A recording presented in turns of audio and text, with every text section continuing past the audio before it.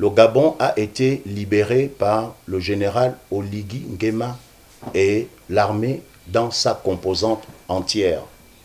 Je me permets respectueusement ce matin de donner 2 conseils à mon frère, le président Oligui Nguema. La première chose est que Oligui Nguema est venu au grand jour sauver le peuple gabonais.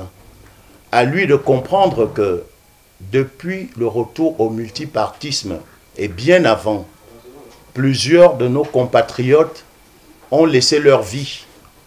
Plusieurs n'ont pas pu voir ce que nous vivons aujourd'hui, la libération de notre pays. Et si le Gabon en est arrivé à descendre aussi bas, c'est simplement parce que ses fils, supposés dignes fils, ont tout fait pour l'entraîner dans l'abîme.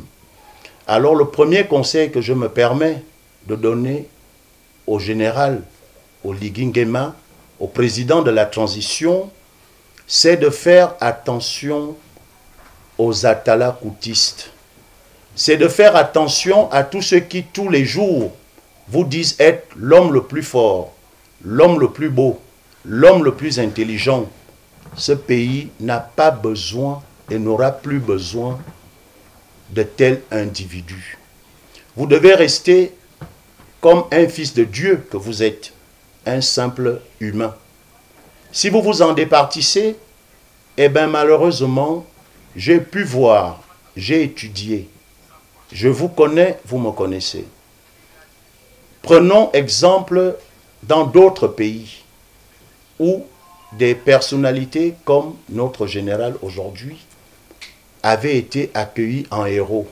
J'ai en image encore le 25 décembre, un certain 25 décembre en Côte d'Ivoire, où le général Robert Guéhi était appelé le Sauveur. Il était appelé Jésus-Christ. Comment a fini Robert Guéhi? J'ai en image des scènes de liesse des populations de la Guinée lorsqu'elles accueillaient Dadis Camara. Où est Dadis Camara aujourd'hui?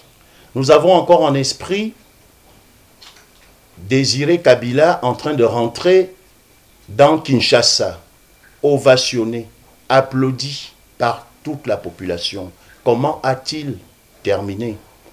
Le constat que j'ai fait en moins d'un mois de la prise de pouvoir du général Oligui, mais je lui dis solennellement aujourd'hui devant le peuple gabonais, ce qui me caractérise, je n'attends rien, je n'ai que la vérité à dire. Mon général, attention, autour de vous, trop de personnes prennent trop rapidement la grosse tête. Trop de personnes prennent rapidement la grosse tête, ignorant les cris du peuple gabonais.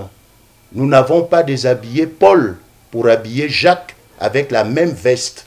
Vous avez vu l'arrogance avec laquelle Ali Bongo, son épouse Sylvia Bongo, son fils Noureddine et tous les autres nous ont gérés. Ils nous ont gérés avec un mépris indescriptible. Ils nous ont gérés comme si nous n'étions que des moins-values. Vous-même, vous prenez de grandes décisions, mais faites-les répercuter autour de vous, pour qu'autour de vous, des personnes ne prennent pas inutilement la grosse tête. Parce que ce qui se fait aujourd'hui est la résultante de tous ceux qui sont morts, de tous ceux qui ont souffert, de ceux qui sont en prison présentement. C'est la libération d'un peuple. Vous ne devez donc pas être pris en otage par un clan, fût-il votre clan maternel ou paternel, par vos amis, encore moins les fossoyeurs de notre pays. Il y a certaines têtes, nous ne savons pas sur quelle base vous nous les avez ramenées. Mais je pense que seul vous avez la solution. Mais attention, il s'agit quand même du Gabon.